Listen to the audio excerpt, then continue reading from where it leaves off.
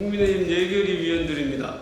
오늘 2026년 예산안의 문제점과 심의 방향에 대해서 말씀드리겠습니다. 이재명 정부는 2026년도 총 지출을 올해 대비 약 8.1% 증가된 728조 원으로 편성했습니다. 국가 채무는 본 예산 대비 25년 1273조 원에서 26년 1415조 원으로 이재명 정부 출범 첫 해 예산안부터 142조 원이나 증가하며 이 중 일반 회계 적자 국채만 110조가 늘어납니다.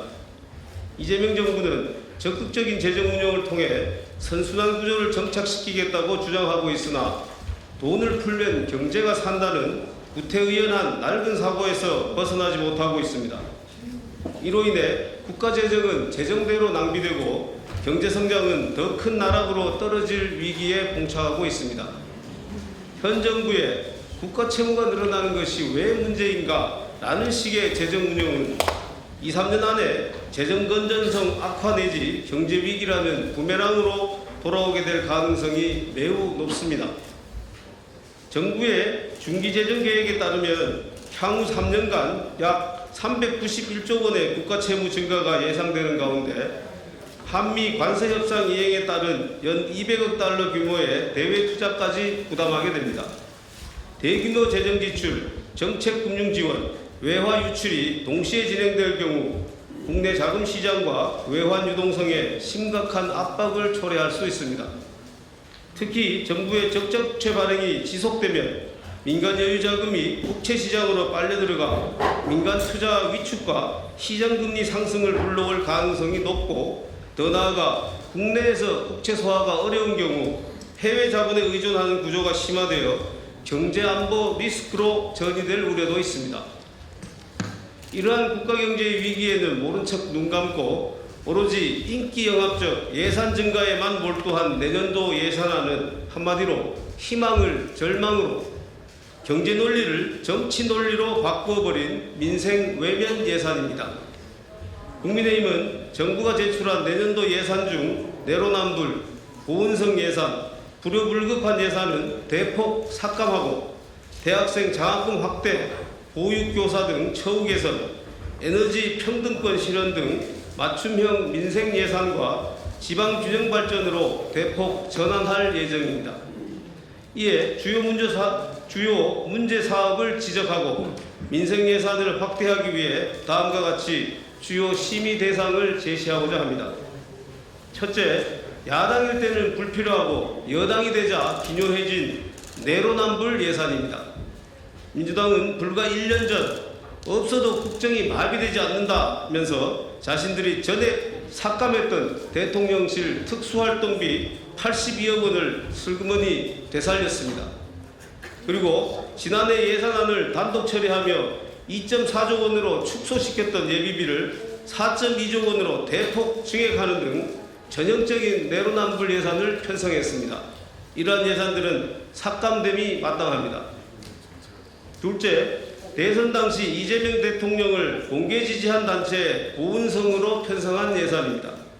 지난 대선 과정에서 이재명 대통령을 공개 지지했던 광복회에 명확한 사업 계획도 없이 학술연구 명목으로 8억 원, 사회적 경제인들이 운영하는 협동조합 지원에도 16억 원으로 대폭 증액되었으나 삭감 필요가 있습니다.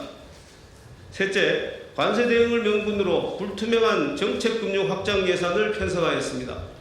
정부는 관세 대응을 명분으로 산업은행 0.6조 원, 수출입은행 0.7조 원, 무역보험공사 0.6조 원 등 정책금융기관 예산을 1.9조 원이나 편성하였지만 자금운용계획, 대상 산업, 기업 선정기준, 성과평가체계 등 어느 하나 명확히 제시되지 않은 사실상 깜깜이 예산입니다. 정부가 이번 예결위 심의 과정에서 구체적이고도 납득할 만한 근거를 제시하지 못한다면 삭감이 불가피한 예산입니다. 넷째, 국가재정법을 위반한 채 불투명한 졸속 AI 예산을 대거 편성하였습니다. 과기부 등 10개 부처에 편성된 AI 응용 제품 신속 상용화 지원 사업은 예타 면제를 하였고 국가재정법에 따라 적정성 검토가 진행 중임에도 예산을 신규 반영하였습니다. 또한 AI 3강 예산은 3.3조 원에서 10.1조 원으로 6.8조 원이나 증가시켰으나 사업 내용이 중복되거나 백화점식으로 나열되어 AI에 A만 붙어도 예산을 받을 수 있다는 소문이 난무하는 상황입니다. 심의 과정에서 무늬만 AI인 사업들은 철저히 점검할 예정입니다. 마지막으로 선심성 또는 국민해약 사업입니다.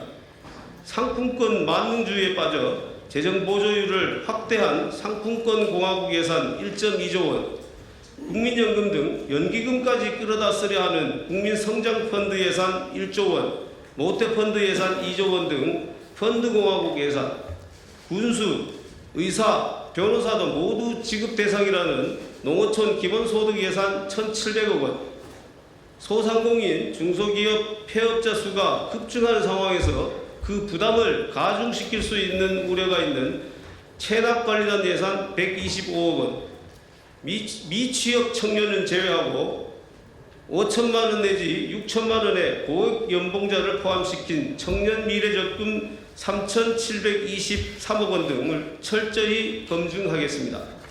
국민의힘은 법정 시한인 12월 2일까지 예산안을 여야 간 합의 처리하도록 최선을 다할 것이며 국민의 공감대가 형성되는 삭감 사업을 중심으로 예산 심의를 위해 전력을 기울이겠습니다.